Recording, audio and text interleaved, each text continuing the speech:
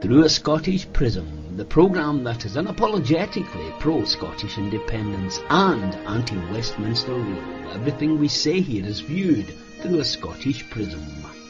Brought to you by Barhead Boy. Well, good afternoon, folks, and welcome to a midweek special through a Scottish Prism. Obviously, why we're here is the Supreme Court judgment today and what it entails for Scotland. Normally, as you know, we have lots of topics. We don't need lots of topics today. We have the one, but I'm joined by a stellar cast. My usual three amigos from Kuala Lumpur today, though. We've got Phil Boswell. Phil, my friend, how are you? All right. I'm a wee bit. Well, Kuala Lumpur was earlier today and yesterday. I'm in a wee beach resort inspecting a yard halfway between there and Penang up the west coast and the Straits of Malacca. So very, very fortunate, very privileged. But not in a good mood. No, who we'll is? Get to it. We're joined there down in the borders by my good friend Dr. Yvonne Ridley. Yvonne, how you doing? You've definitely got to get rid of that UK bit out your wee name tag there. I won't do. How are you? I mean, there's no big surprise why we're here today, is there? No, there's no surprise either at the judgment. But I'm sure we'll get into all that. Are you well? Yes, I'll take that as a yes. Right, and up in Clackmannan-shire, we have our Eva. Hi, Roddy. Hi, Eva. How are you, my friend? I'm good. You see, I'm in my work today. Just arrived back from hospital in Glasgow, and on the shelf behind me, I've got some of my favourite books. One is Alex Salmond, The Dream Will Never Die. There's another, Jim Sellers, In Place of Fear. And the most favourite is an anthology of Robert Burns. And by God, he'd have some words that would be highly appropriate today. Oh, for sure. It's a hell of a day. And we're also joined by a good friend of the show, Professor Alf Baird. Alf, how are you, my friend? Nice to see you. Long time no see. Yeah, it's good to see everybody on this auspicious day. Yeah, always a pleasure, never a chore to have you here. It's very appropriate that you're here, Alf, because this is a hell of a day in the Scottish constitutional wranglings. We all know that the Supreme Court has kicked out the ability for the Holyrood to legislate for an independence referendum. Were you surprised when the result came through, Alf? Or the judgment, rather? A little bit. I'm not a big fan of a referendum either way, whether we get one or not. I don't think it's the best option for us, but I think everybody really predicted what was going to happen here in that the Constitution is a reserved matter. And also what's coming out in the judgment very clearly is the belief of these judges in the UK Supreme Court that the British Parliament is sovereign. And there's no mention whatsoever of Scottish sovereignty. And this just takes me back to my own research in colonialism, where really the people have no sovereignty. We talk about Scottish sovereignty, but unless we can assert it, unless we are prepared to assert it, it doesn't exist. And only the values, to quote colonialism, is only the values of the colonizer as sovereign. And that's what's coming through in this judgment, is only the values of the colonizer. What's significant to them comes through. And that even the judgment in respect of self-determination is very flawed. It's very flawed. It quotes the Quebec example. And as we all know, Canada's is more of a federal arrangement, and Quebec is part of that structure. And it talks about territorial integrity of Canada. But Scotland is not in that situation. Scotland has a treaty with another country, an international treaty. This judgment just completely disregards that. But it's looking at it, to give it some defence, it's looking at it from a purely domestic UK perspective. We need to get this into the international domain. Mm-hmm. Absolutely. Eva, you're our legal eagle. In fact, our resident KC on Twitter was saying, well, you see, the judgment says Scotland's not a colony, so Scotland's not a colony because the English Imperial Court said we're not a colony, so we're not a colony then, Eva. What did you make of the judgment? I need to study the detail, but the thrust of it obviously is, as Alf has already said, the Scottish Parliament simply doesn't have the power to hold a referendum because the constitutional issue is reserved, not devolved. So in terms of strict law, one can't really argue with that. It's a foregone conclusion. It always really has been. I'm not surprised by the outcome at all. Where I am dismayed is by those who say that Westminster and those in power within the Westminster government ought now to think again about the democratic deficit and how that should be addressed. For me, that's quite wrong. I think that Scotland's solution should be made in Scotland, by Scotland, for Scotland, and it requires courage. And unfortunately, we have not seen that courage displayed today by our First Minister. What we have seen instead is, unfortunately, another exercise of kicking an SNP can further down the road towards a conference in January, when we know that over the course of the next couple of months, people in Scotland, because we are not independent, will be cold, they will be hungry, and some of them will die unnecessarily. Time is not on their side. So I want to see movement and real action from the people of Scotland, because the people of Scotland have to tell the First Minister loudly and clearly, we want action today, a constitutional convention this weekend, not a talking shop restricted to one political party only a couple of months from now, and an exercise which really, to me, seems only to be continuing to reward those who've already been greatly rewarded for failing to deliver on all of the mandates requiring them to give us our independence. I would only take issue with one part where you say she's going to have a conference in January. She said in the new year. That could as easily be October next year before she has her conference. So she has kicked the can down the road, but we're going to come on to that. I just want initial reactions. Yvonne, what was your reaction? Surprise, or told you so, or what? Well, my initial reaction was maybe we should just all charge down to the border at Carter Bar and sit in the road and just say we're not moving. And look, we all knew the outcome before it was even announced. And Sturgeon has gone down there like some bloody Oliver Twist character, holding out a bowl to Mr. Bumble saying, can we have some more, please? And we've been slapped in the face and told to bugger off back up north, and we're not getting independence. You don't ask for independence. You grab it, you win it, you fight for it. This came through the post today. I don't know who sent it, but I'm eternally grateful. And this is, these women knew what it was about. Deeds, not words. And words are going to get us nowhere. I don't know any country that got independence without a bit of a struggle.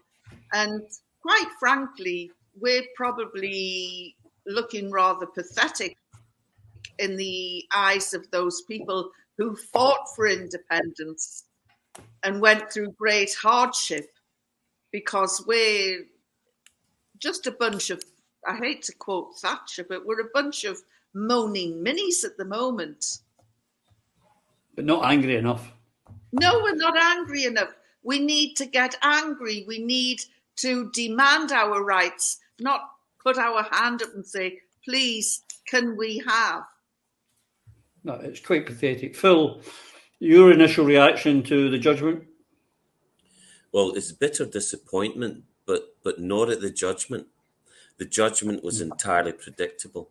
Yeah. We know this is the Scottish government, as Tommy so eloquently put it last time, an arm of the British establishment asking another arm of the British establishment to deconstruct the British establishment.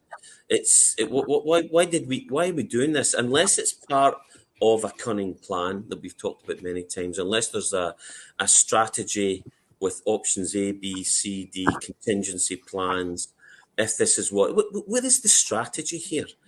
And now I'm starting to see stuff, and we're holding back here. We're trying to push for unification. My bitter disappointment comes from the SNP response to this. my party's response to this is, well, now we better get busy. What? Really? Now you better get busy? I don't think so. No, we told you, you need to start listening to people that actually have the primary objective of the independence of this nation and its people, and stop. I know we're going to hold, and we're going to try and push for unity, but when I see the behaviours of I feel threatened by children saying we can. I'm not going to. I feel threatened. We should deplatform people who are too aggressively fighting for independence. It's got to be my way. You are a child. Crossing the road is scary to you. If you can't handle this, get out our way while we take back our nation for our people. You, child, we will help you and we will sort your future out, because you're certainly incapable of sorting out ours. Alf, it was, as we've all alluded to, it was kind of predictable this would happen, which begs the question, surely the First Minister and her advisors must have also known it was pretty goddamn predictable. So do they have a secret plan? Or was this, I had one SNP supporter today telling me on social media that this was the whole plan behind it, that Nicola had done this to get a reaction. Does that sound in any way feasible to you? Yeah, well, I think, as Phil says, the administration we have is basically acting as a colonial administration. It's not acting as a nationalist government trying to secure liberation for the people. It's acting in the interests of Westminster. And in fact, all the SNP ministers are actually ministers of the Crown. They're actually working in that area. They are fully a colonial administration. And this is the problem for the SNP, is they've not changed anybody in the whole administrative structure of institutional Scotland that is pro-independence, really. It's all the same unionist establishment that run everything in Scotland. And that's the thing we have to think about. So post-colonial theory tells us all this happens with a dominant national party. I've been through this before. It tells us once you get a dominant national party, it reaches a cooperation with the imperial power. That's what it does. They've embedded them, they've bedded down into the system. They've bought into the system. What that means as well is they absorb the values of that system. And it's the values of the colonizer that are sovereign, not the people that are oppressed. So what we see in this judgment is just the values of the colonizer, which is you people have got no say in this. And now they're saying worrying things like this matter of independence is a matter for all the peoples of the United Kingdom. And that's in the judgment. Now, that's a worrying trend, because we've heard that from the Tories before, that this is a matter for all of the United Kingdom. And once we get into that realm, we really are forgetting the whole aspect of the claim of right, of sovereignty, of the condition of the Treaty of Union, on the Treaty of Union. So we have to be aware of what's happening here. And the post-colonial theory template of decolonisation, we are actually in that decolonisation process. We don't talk about it in that respect, but that's where we are.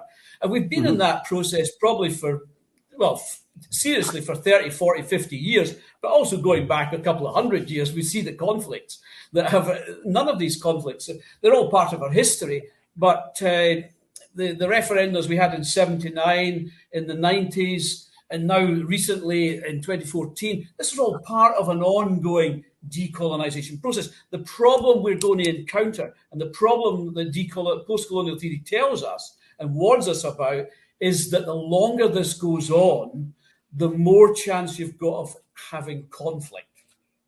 And that is where the SNP have to say, wait a minute, you can't just keep us putting us up a blind alley. The folk eventually are going to no accept that. So, and this is what leads to conflict, where you delay decolonisation too much, even when you have nationalist majorities, 3 in Holyrood and 3 in Westminster successively we've had over the last decade or so or more. 6 majorities, nationalist majorities, could have pulled the plug on the union any time they wanted, and they've all declined to do that. That goes back to the point I think Yvonne was making about lack of courage, and that that is the same for Estonia, for Kenya, for any country, Ukraine, that's got independence. It needs a bit of courage. What Sturgeon and her team have done is just continually put us down another blind alley. And I'm sure the conference next year will figure out another blind alley for next year, because that's what their agenda is. That's why the independence movement, I think other people like Sarah Saliers and others have alluded to the fact that an independence movement, once it's stymied, once it's stuck up that blind alley, it becomes a liberation movement, because the momentum then changes. You can see you're being intentionally blocked. You're blocked by all the administrative vehicles of the imperial power, the imperial parliament, the imperial courts, the imperial crown. All that is blocking your exit. And eventually a people really have no option but to look for alternative ways. That, that may happen, and I would regret it, but it would be understandable, provocation. But Eva, a colonial administration, I'd just like to make an observation, because I'm going to bring in a second something that the First Minister said today about the way forward. But as a colonial administration, when she held her press conference today, she had all the usual suspects there: STV, ITV, Channel 4, BBC, the Mail, the Record, the Sun, the Express. Not a single pro-independence outlet was available. She was playing to the colonial media. She was not talking to the independence movement. But Techie, can you put up that extract from her speech today, which I think it's very important that we look at that, where she said, there we go, I am therefore confirmed that I will be asking the National Executive to convene a special party conference sometime in the new year. It's too little too late. We need to move quicker, Eva. We haven't got time. Time is not on our side. Well, Roddy, what the people of Scotland who support Scottish independence want, as I said earlier, is action. Now, I didn't watch Prime Minister's questions today. I've seen a couple of little snippets, but I'm pretty confident that none of the 40-odd SNP MPs who would have been there today, who stood outside the Supreme Court and got their photos taken, holding up their saltires and smiling after the decision was known, I don't expect that any of them stood up on a point of order in the House of Commons today and shouted for Scotland. They talk about being stronger for Scotland. I don't imagine that any of them got expelled today, but they could have done. They could actually have walked out en masse in protest at the decision and at its implications. So instead, what we see is not just the can kicked down the road, but a leader who said that she was the de facto temporary leader of the Yes movement, who doesn't want to lead the Yes movement. She wants to lead only her party. And the SNP is not the Yes movement. The SNP is not Scotland, but the SNP is the government. And upon the SNP is the duty to deliver a strategy that leads us towards independence. This can kicking will not do that. So instead of simply being negative, what I would say in a positive, constructive context is that we need that constitutional convention actually yesterday. We need people on the streets. We need international assistance. We need an international voice. But at the moment, it seems that even our own First Minister is not hearing our voices. So by the time that this is broadcast, I think that most of the events that are planned by Leslie Riddoch and her supporters will have occurred tonight in Scotland. The First Minister has to listen to what the people who elected her want. We want to see things change now. Not tomorrow, not next month, not next year, but right now. A drive towards independence where all voices are respected, all voices are listened to, and we can have a debate leading to constructive decisions and lead us towards independence, not up another dark cul-de-sac. Absolutely. Yvonne, a lot of people are still in denial. I've seen it today already, even after the judgment, that Scotland's an equal partner and we're not a colonised people. But de facto, we are colonised. Is it time for our government to show some balls and go to the UN decolonisation unit and say, we need you to step in here? because every democratic way to us is being stopped? Well, we are bereft of strong leadership. I mean, what should have happened today was the resignation of Scotland's First Minister. Yes. That should have been the first thing. And then there should have been subsequent, a domino effect. I don't know what their plan B is. We've got a leader who has no idea what's on the next page. And it's so frustrating. She should resign. Yes. There's the Tory graph is obviously jumping for joy at the result and is saying on the Scottish Parliament website is a section saying what we can't do. And of course, what we can't do is decide on our own future, as you know, in terms of having a sovereign state. And it's there in black and white on the website, and the Telegraph are saying, you know, hasn't she read her own website? Maybe it's time for her to resign. And way past time.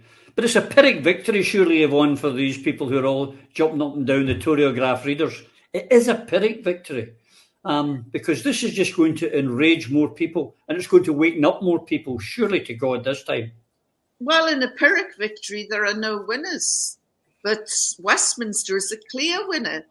It will continue to rob and skank everything it can out of Scotland from North Sea oil.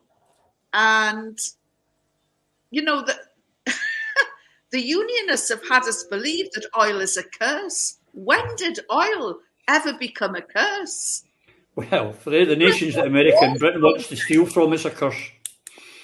Scotland has an abundance of oil. And Westminster must be rubbing its hands with glee now. But that's exactly why they didn't want to give us permission, or will never give us permission. Phil, as part of the First Minister's speech today, she suddenly took, as Eva alluded to, suddenly took on the mantle of leader of the Yes movement, de facto sort of, I am the temporary leader, but you know the SNP is just one part, but I'm the leader of the whole thing. She's not led at all. For 8 years, she's never been on an AOUB march. She's never campaigned for independence per se with the Yes movement. I've not heard of her going to a Yes function. It really is time that if she's claiming to be leader of the Yes movement, that she actually started leading it and telling us what the bloody plan is. Yep, I'm aware through management techniques and the lessons that we've been taught of many examples of leadership. And I saw leadership of a Yes movement by Alex Salmond, who was smart enough to realise that this was bigger than he was, and that the issues were much, much more important, and it did require everybody pulling together, and that all politicians being Marmite to one degree or another, to presume that she knows better than the strategy from the best strategists we've had that came narrowly close to getting his independence shows the arrogance of this person. What I want to know is, I mean, I see she's going to call a special party conference for a de facto referendum. What does that even mean? I mean, a special campaign in defence of democracy? A special camp? What have you been doing for 50 years? What is this? It's like what's more fundamental? This is the bad. I couldn't read the bottom yet. What's more fundamental than whether Scotland becomes independent and starts to say whether or not we have the what did it actually say? I actually want to know, but I can't understand why anyone would even couch a question that contains what is more important than whether or not Scotland becomes independent. Is it so? She's lost it. She's sold us. The only good thing about this is that maybe the wool will fall from the eyes of many, many more who'll finally realise that these clowns need to get out our way and stop fighting the stupid you fight your battles. We'll listen to you, but we'll do it when we get our country's independence, and you're in the way, and you need to get out of our way. Alf, we're talking about we don't know what the First Minister's plan is. She's not made that clear. I'll come on to a wee bit of that later, but from your perspective, knowing that there's not going to be a referendum and you've got the magic wand again, you're in charge, you're the new dictator, what would you be doing tomorrow as the leader of Scotland? I think I might be looking at section 87 rather of this judgment, which tells you in no uncertain terms that violations to a treaty is a matter of international law.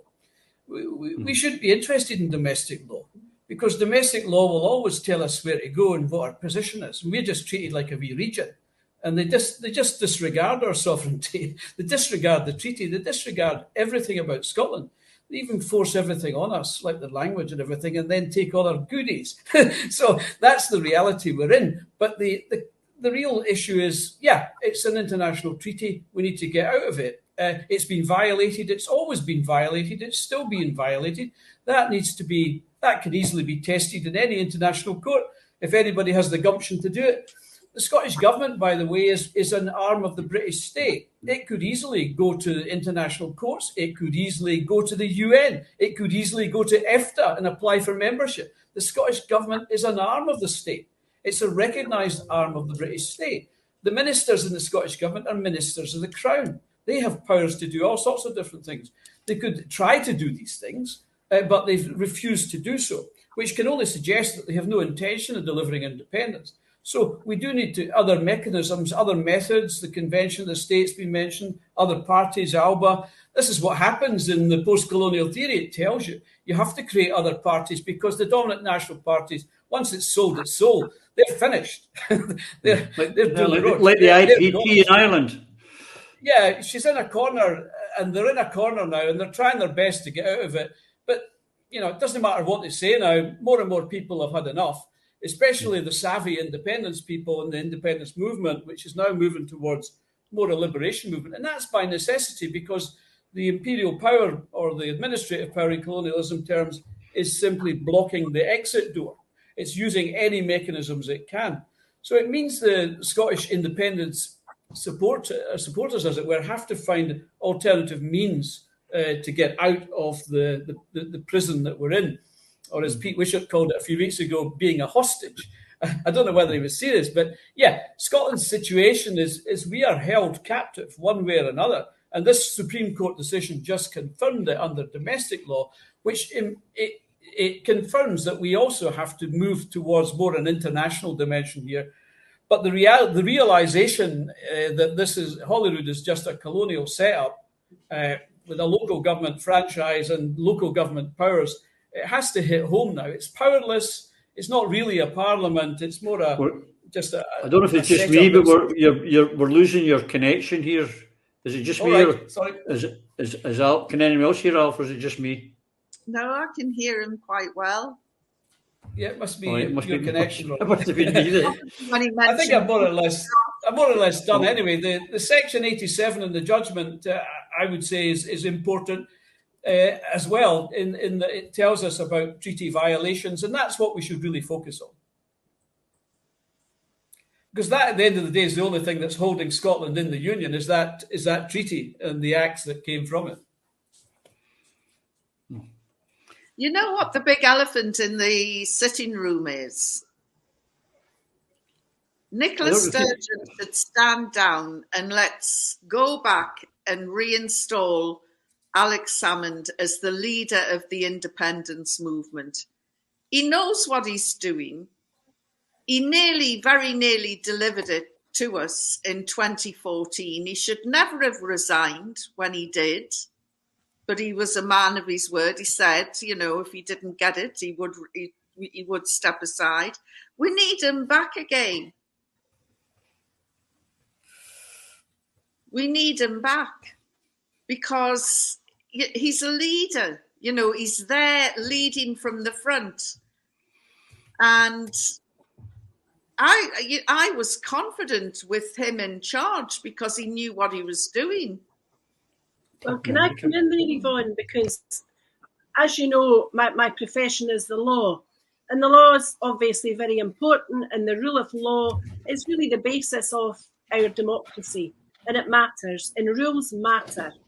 But the law can at times be frustrating and boring.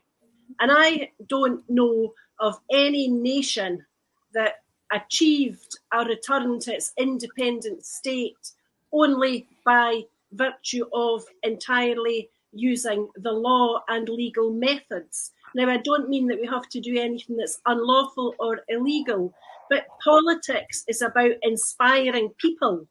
And today's decision should be the spark that reignites that determination, that fire that we had leading up to 2014, and actually it's sometimes after that too. And we need a leader who brings everybody together in the independence movement and says, okay then, we've got the legal decision from the Supreme Court. We're not arguing about that. What we're talking about is the will of the people and the political will of those politicians who have the fire in the belly, and they can say to people, now is the day, now is the hour. Scotland has had enough, and the people of Scotland deserve to be led out of the doldrums by somebody who has the guile and the wit and the ability and the political knowledge. And by God, has Alex Salmond got that in spades. But if he's not going to be reinstated as a leader, then what Nicola Sturgeon has got to do is to find the guile and the spirit and the flame and the burning capacity to say to Scotland, let's go, let's all stand as one. And we can start to do that today. We don't have to wait for her to do it. We can make her do it because our voices have got to be heard. Yeah, absolutely agree, Eva. Phil, we get told last year sometime by the SNP there'd be no ifs, no buts. This would go ahead. And but today, when the First Minister spoke, she didn't give us really much of a clue as to what's happened. Now, we know she never allowed Plan B to be debated either at her NEC or at her conference. I mean, is there a plan? Have you heard anything from your contacts within your party that says, yeah, there is a plan and we're working to it? No, I've heard the opposite. I've heard even from people who have, and bear in mind this small cabal very rapidly ousts anyone they think is a threat, and there's a very small inner circle that make the decisions on behalf of the independence movement, on behalf of the SNP, and theoretically on behalf of the independents. It's all ifs and buts, and in fact, no ifs and buts. This will go ahead as what we were promised, and now we're getting well, look what they've done. We're going to have to start again from the beginnings. It's nonsense. A couple of points to raise as well. Who deemed Nicola the leader of the independence movement or the Yes movement? Alex didn't presume as much. And also, that there's, for me, a bigger elephant in the room in the fact that, is Alex the consummate politician? Is he more than capable? Is he the best we've produced in a very long time? Probably ever. Yes, undoubtedly. Should he be in a position to be able to lead the Yes movement? Yes. Sadly, I don't think he is. And sadly, the reason I believe behind that is the deliberate undermining and framing of him by individuals who know who they are. We know who they are. And what I believe is required to happen, this is time. These are desperate times. Ask the people who cannot face the payment of their bills and have got these horrific choices to make. Now is the time that we need to say, we need to take legal action here. We need to start doing, we need to progress on many fronts. One would be, what legal cases can Alex bring against those who lied against him, against those who have created this fabric of lies? And I know that's a question for Alex, and God knows he's been through a hell of a lot in the minute, but I know where his loyalties lie. He said he would disband the SNP if it meant we'd get independence. It's not about a party. It's not about ego. It's not about feeding the id. And you cannot say that about the current leader of the SNP. She deems herself to be leader of the independence movement. But we selected, we had a yes movement that was a broad church. And we had a man that was an ex-professional media presenter and organizer who knew exactly how it worked. He was calm. He was the voice of reason. He wasn't party political. And he led a movement that he was a figurehead of a movement. What actually happened was the movement pushed the movement for the people, pushed the movement forward. And that is how we do it again. And it ain't flag-waving jingoism, this party or that party. All you parties will fall in line behind the people, but the people have to activate. We have to mobilise. And it takes some I know are working on plans that can enable our action. And then when we get a mechanism and the vehicle in place, and we all know it does require political parties, we will be able to do it, because what I am hearing is the growing discontent within SNP MPs and MSPs. We've already seen the fractures appearing in the Scottish government, and I'm acutely aware of fractures that have and are currently still in the MPs down at Westminster. Thankfully, even the privileged are feeling restless, probably because they feel their cushy wee numbers under threat. I'm sorry, guys, but there's too many in there who feel that way. Thankfully, there's enough who can trigger this and who are pushing for it, who I know will push for it. That's where our hope comes. The people becoming aware of what's going on, realising that we're being played, sadly, by someone we trusted to lead us towards salvation. And we've been betrayed. And it's a horrendous thing. It's probably the most difficult thing to forgive. And for me, I don't really care. I think it's time Nicola just jogged on. I think she should leave the country, to be quite honest, because she's nothing but a negative. She's a negative influence.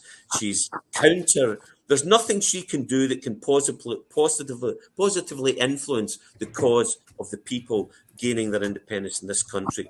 She's sold us out. She's betrayed us. She needs to go. Controversial stuff there from you, Mr. Boswell. Alf, with all your studying of post-colonialism, what do you see happening next? Does it take a spark? Well, it usually just takes one nationalist majority for a country to declare independence. And we've had 6, 3 at Holyrood, 3 at Westminster. But they don't have the courage to do it. And yet that's the simplest mechanism, as many former British Prime Ministers have told Scottish nationalists historically, even up to just a few years ago, within all their lifetimes. That was the way to do it. And it's only the devolved parliament that's created another stumbling block, if you like, been put in the way. But if you disregard the devolved parliament as basically just a colonial administration, then you have to revert back to that process of a national majority, a nationalist majority of members of parliament. That is what they're there for. That's their really only purpose. And that's what they should do. If they won't do it, they have to be replaced by people who will do it.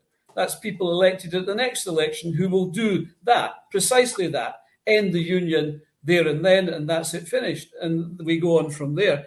That's the way to do it, as they say. But and that's the only real option we have. The problem is time is running out because nothing stays the same. Scotland's population is dramatically changing year on year. And the unionist strategists know this very well. And the hidden census will tell us quite a lot more once we see it, if we ever see it. If we ever see it.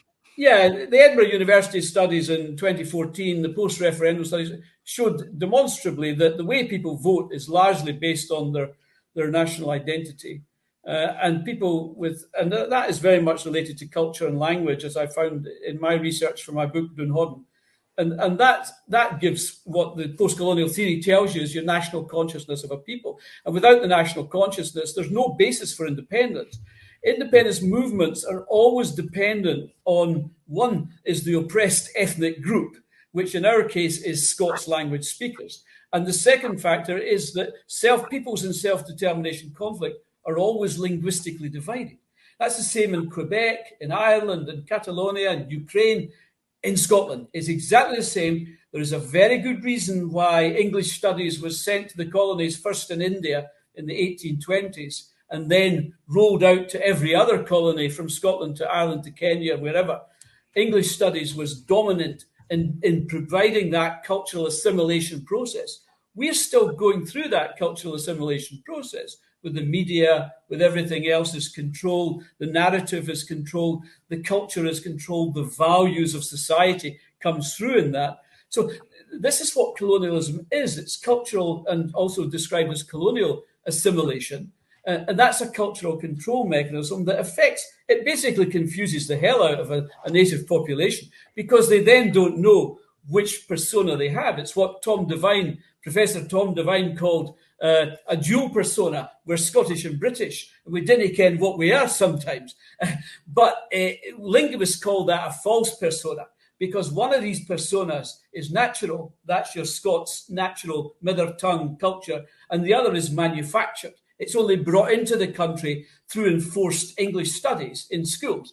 And the fact that Scots language is not taught, people are deprived of their language. And that, as we know from the Council of Europe, repeatedly is one of the biggest problems in Scotland. We've not taught our mother tongue, which is the Scots language. And that leads to the confusion of a people. Half the people vote against their own liberation because they have that dual persona or that false persona, rather. And that's the reality of colonialism, which then that cultural control allows the country to be fleeced, allows it to be exploited economically. You have a meritocracy that's largely Anglophone, largely a lot of it drawn from outside Scotland. And that's the way the colonial situation arises. You have that mediocre meritocracy that controls everything and enables the economic exploitation and plunder, the external political control. But that's all done culturally. And of course, the native elites all embark in this process because colonialism depends on the cooperation of a native elite. And we see this big time in the Scottish private schools, bringing out most of our meritocratic leadership. And the rest of the people are culture that is discarded and subordinated and marginalised. And that's the reality of a colonial situation. So where this judgment is very wrong indeed, is on its consideration of colonialism and self-determination. It has no idea about the characteristics of colonialism. And the characteristics of colonialism are pretty much driven right through the Scottish dimension today, with half the population living in poverty, an economy totally plundered by external private sector offshore interests, external political control, quite significant occupation as well, and cultural assimilation. So all these characteristics of colonialism basically hold Scotland tight in this prison, if you like. No pun intended. Indeed, we're told daily that we're poor, stupid and weak, and that England subsidises jet. The Chancellor in his statement this week or last week, taking 80 billion out of the North Sea to save Mother England. Typical. And on your point about colonialism, I was waiting the football starting yesterday and I mistimed it. There was a programme on called Escape to the Country. I don't know if you watched it. And there was this young English couple who were selling some one-bedroom flat down south for about 8 million quid or something, I don't know. And they were up looking to come and live in Scotland. And the presenter was English. And they went to places like Clinder and Loch Lomond and all around the Trossachs, and they were looking at houses in Argyll and Bute in particular. And they spoke to locals and said, "How do you like it?" "Well, I've been here from London for 8 years." "Yeah, I've been here for 10 years, 50. There wasn't a Scottish accent among them. Everyone had an English accent. And then we had one guy who does flights over you can fly over all the lochs. Looks fabulous, by the way, from Loch Lomond. And he was Scottish, but shall we say, of a middle-class background, definitely. But there was a twang of Scot in there. But the pilot was even English. Jesus, could you not find a Scottish pilot?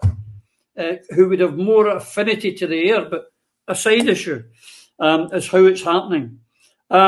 Eva, when we were listening to the First Minister today, making her, I don't know, excuses, her defence, I don't know. What she did, she was asked the question by one of the BritNat media people, would you be involving the Greens, the ISP, Alapa Party, and other parties in this? And she couldn't give it, I will involve everyone who wants independence. She sort of brushed that to the side and said, this was the bit that got me. Well, no, I'm in a Democratic Party and I can't make decisions for the party. It's up for the party to make decisions, which I found hysterical, knowing what's happened to that party. But she did sort of mention, again, when she was talking about the election and plebiscite, she was talking again SNP. She wasn't talking Scotland United or other parties. It's really very telling, isn't it? And I think the sad aspect of this is that her party conference that she wants to have next year is absolutely unnecessary, because if she'd have done her homework, she would have had a process and a plan ready to go today, if not before today. You know, if you're a lawyer and you're waiting for a court's decision, you don't sit on your hands and wait for the decision. You plot what you're going to do when the decision is released, and you have half a dozen different possible avenues that you might pursue. All the more so if you're a politician and you're elected to gain independence for your country, you're supposed to have a strategy because you've thought of all possible options. You know, we go back to Alex Salmond every time. As soon as today's decision was released, you had a press release from him where he said in terms what ought to be happening. It's what he's been saying for a long time now. Constitutional Convention, popular opinion, international support. These are all obvious. These are all areas where the First Minister should have got the finger out long ago. So what she has now said, obviously, about having this conference is, I think, actually redundant, because if you go back to the speech that she made when she announced the current process, and her words are very important. We need precision. You know, listen to what she says, not what you think she says or what you have said. What she said in terms was that if the decision came out as it's done today, whereby it does transpire that, according to the Supreme Court, there is no lawful way for this Parliament, Holyrood, to give the people of Scotland the choice of independence in a referendum, and if the UK government continues to deny a Section 30 order, my party will fight the UK general election on this single question: should Scotland be an independent country? Now, that's her policy, that's her plan, it's already there. There is no reason for her to have a conference. All she has to do, if independence is truly her goal, is to lift the phone to the leaders of the other independence supporting parties and say, let's talk about how we best manage this plebiscite. And if she was a realist and if she was honest, she would read the runes and she'd be reading the comments on social media and she'd be speaking to people on the streets, and they'd be telling her that some folk are very scunnered with the SNP, and there are many SNP MPs and MSPs whose seats will be in jeopardy at both a Westminster election and at a Holyrood election. And some of those people are not the strongest candidates to be representing Scotland in independence negotiations. And for the good of Scotland, not necessarily the good of the SNP and not necessarily the good of Nicola Sturgeon, for the good of the people of Scotland, we should be talking about Scotland United, because Scotland United will never be defeated. But if Scotland is represented only by the SNP, then you can look forward to being dragged right up that cul-de-sac time after time after time, while we watch our country being bled dry and powers being stripped from Holyrood, as opposed to our independence being regained. Yeah, if she's reading comments on Twitter, it won't be mine. She's got me blocked. I hear she's chasing after Pete Wishart's record for how many people she can block. She doesn't want to hear, Yvonne. She doesn't listen. I mean, everyone's been telling her for long enough, this won't fly. But she didn't listen. Her lawyers told her during the famous case with Alec, this won't fly, but she kept going. She doesn't seem to be capable, Yvonne, of listening to anyone except whatever her small coterie is of, that political giant Peter Murrell. And who else? Alan Eyebrows Smith, Pete Wishart. I mean, she doesn't listen to people, does she? No, and she is out of tune with people on the street as well. And if she was a leader of any gravitas at all, she would be getting the beat of the street at the moment. Instead, we've all been humiliated and told London says no. That's what we've been told. And this is bound to knock the confidence of Scots, that London has told them, no, you can't have a referendum, because it just perpetuates the idea that they're in this, that we are powerless. Anyway, I found Nicola's plan B. There it is. Nice blank piece of paper. On Prism, a blank piece of paper. That is Nicola's plan B. I mean, she needs to go. She needs to resign. We need to get somebody back in control. We need to bring back Alex Salmond, a man who knows how to deal with London, how to negotiate with Westminster, and he actually still has a lot of respect down there. And they would listen. He puts the fear of God into them, that's for sure. Independence without Alex. And I think the sooner people realise that, the better. Yeah. Phil, on September the 19th, 2014, Alex, stood in front of us all and said that he was resigning, that he had, taken the party, he had failed in its main mission to get his independence. Now, lots of us didn't want him to resign. And with hindsight, God, I wish he hadn't. And I wish he hadn't appointed who he did. But that aside, but he did what he believed to be the right and honourable thing. And again, he's showing his decency. He resigned because I haven't given you what I promised I would give you. So maybe someone else picking up the cudgels and running with it will get where I couldn't take you. Honourable. With hindsight, as I say, not a great move, but it was honourable. Now, here is a First Minister who didn't even get to first base. Now, he had 6 MPs, let's remember, he had 6 MPs at the time.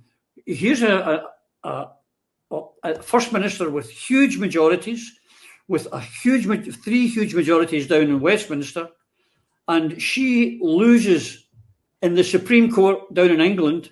She doesn't even get to the first base and get us to a referendum. She should surely resign today. She has failed the raison d'etre of the Scottish National Party from 1934, written into her DNA of gaining independence. She should go. Yeah, I think we all agree that, but she doesn't have that awareness. She'll do what she wants. Nicola will do what she wants. I mean, Alex, you're talking about at 6 MPs, and he tried. I don't remember him promising that he would deliver. I remember him promising to try and do everything within his power, and he would disband the SNP if it meant they could win, that nothing else mattered, that this is the reason why the SNP exists and what we should be prioritising. And instead, and Nicola, she pulled this stunt going to a court where we knew it was a heads they win, tails we lose scenario. Everybody told her that. Everybody told, and let's not. Although Nicola needs to go, I don't care. I really don't care what happens to Nicola now. All I know is she's no good for us. She's not good for us. But it's not just her; it's everybody who follows her philosophy. Because I'm watching what's going on, and I'm seeing reactions on some of the social media sites, and I see some of these children that are involved. And I mentioned something about it. I don't feel safe to speak at this. I don't feel this is a safe space. And if that's what you're concerned about, then what the hell are you doing in a revolution? The hell are you doing in a revolution? Get out of the way, child. I mean, and it really is long overdue that these clowns are shifted. And what Nicola's done is she's destroyed the SNP. She's bringing to the end of, not the end, because a party can always resurface. It just takes new leadership, but not just Nicola. A lot of the old people are called friends and colleagues you have to go to, I'm afraid. Unless you're willing, there comes a time, and I've spoke about this many times, there's the dichotomy, the challenge when you are a human being, and if you're a decent human being and you get a pile on or everybody says you're wrong, a decent human being will question themselves. A civilized, rational human being with any self-awareness will am I wrong? What have I done? Should I apologise? No, I firmly believe you shouldn't apologise unless you've done something to apologise for. But Nicola is one of these individuals who has no such self-awareness. There are many, and a growing number that's saying not only she's wrong, but she's betrayed us. Mm-hmm. And she's just refusing to listen. She just carries on. So no, there's a whole group of people who are in it for a completely different purpose, and these are the ones that need to be moved on. That has to be that surgery I spoke about last week, that cleansing of, and I don't mean anything overly radical. See, this is the difference between us and these radicals, these wokeratis that want to silence people and deplatform folk. I believe all voices should have the right to be heard. Some voices are worth listening to more than others, but that's for me to decide, not for you to tell me, and not to put these wee clowns and put these idiots who, for me, they've got an ideology. They're ideologically possessed, as many have said before. Man doesn't have ideas. Ideas often possess the man or the woman. And that's what's happened here. These people are driven by ideologues and ideologies that are ill-fitting with the culture of Scotland. Yes, we want fairness. Yes, we want a more egalitarian, a fairer society. But there's too many people here who are putting their childish notions of principle ahead of reality and of the fact that the only method, the only vehicle we have to stop the deprivation, the poverty, the suicides, the depression, the downward spiral, the theft of our identity, our dignity, the only thing that can get us away from that and allow us to escape and our people to escape is independence. And if you don't recognise you're in the way, then we will have to show them they're in the way by removing the SNP. And that is a terrible state of affairs. No, I know there's an awful lot of MPs and MSPs who block me on social media. I must be doing something right, but there's a heck of a lot that don't. And I've had a message from a couple of them, 2 MPs and 1 MSP, who say, keep doing what you're doing. And I've written back to them and said, how about you doing something instead? Because my little contribution is we need others in that party to pick up. Now, we're running out of time. So the last word with our dear friend, Professor Alf Baird here. Alf, we've been a lot of negative stuff here today, it's fair to say. There's not been a lot of positivity because there's not much to be positive about today as we speak, although some glimmers. Do you see anything that you can send us all to our bed with tonight that comes out of today that has got any positivity in it? You're on mute. That's probably why, but probably... Does that mean no? Yeah, that's a difficult question, Roddy. Sorry. Maybe mute was a good idea. But I think that our biggest problem is the media are still pushing the falsehoods of what we see. And as long as they're doing that, we have a big challenge to make. But I think a lot of people can see through the nonsense. I tend to think independence will never be delivered by the bourgeoisie, and that's what post-colonial theory tells us as well. It takes folk for the schemes, if you like myself, and others that have come up and done things despite the damn system that's levelled against us. I mean, the whole system's weighed against us. Our inequality in our society is entirely the balance, the other side of the balance sheet of colonialism.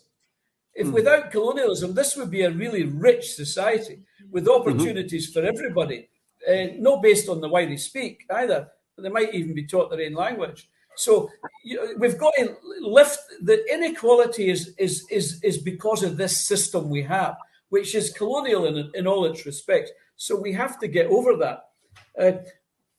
I think we need to depend on all these people that came out and voted yes back in 2014 was for the people that were suffering the most decided to come out eventually and vote for the first time, many of them.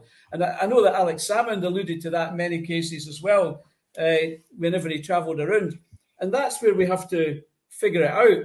But essentially, I think what the other thing about post-colonial theory, it tells you that the people's understanding of independence remains rudimentary. They don't understand what independence is about. And that also goes for the bourgeoisie. They didn't understand what it's about. They didn't really figure it out. Until they figure out their oppression, until they figure out the reason why Scotland's fleeced, why its culture is marginalised, why its people are unequal, why it has masses of poverty, and why it doesn't look any different from a really less developed country somewhere. Until we figure out that reality, we're still wondering what independence is. The people need to know what independence is. And that's what I've been trying to write about the last couple of years, is about colonialism and the theory of colonialism, because it fits Scotland like a really neat 300-year-old suit. And we have to, that's the message we have to get across. Once people understand their oppression, they understand why they have to end it.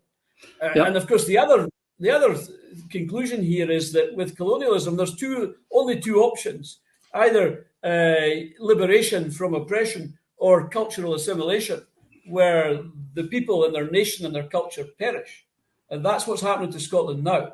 So if we didn't get out of this mess, we as a nation, a people, a culture, we will perish. It's what Frantz Fanon calls independence is a fight for a national culture. And that's why culture is so important. Not that the Scottish government would know anything about that, but that's why culture is so important in this case. And that's what we have to try and get that message out about what independence really means.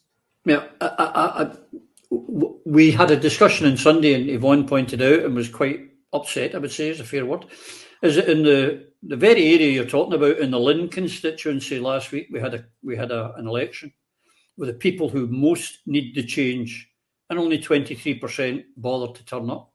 So it's going to take a lot of re-energising, and I agree with you.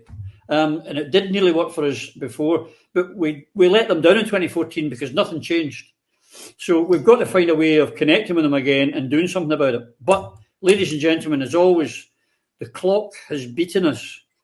And if we keep going on, we'll have nothing left to say for this week's big show. Weekend, we'll have nothing left to say. So can I thank you all, ladies and gentlemen, for making time today to come and see us on this auspicious or horrible day for Scotland. This momentous day for Scotland, which I think just might be a catalyst for us to see some change, and I hope it is. And those people are attending some demonstration rallies tonight, I think they're calling them. I'll have plenty to say about that at the weekend, because we promoted it on this show. I wrote a blog about promoting it, about unity, and we got nonsense from the children that Phil refers to up in Aberdeen, who were putting conditions and allowing anyone from a non-SNP party to speak tonight. Now, this goes out after they've had their meeting. It's a disgrace. If you want independence, stop the bloody nonsense and let's get unified. Divided, we will never succeed. Get it sorted out, SNP. And on that little rant, it's not just Mr. Boswell that can get angry, it's me too. I will say, bid you farewell and ask you and yours to please take care. Through a Scottish prism. Cheerio. Brought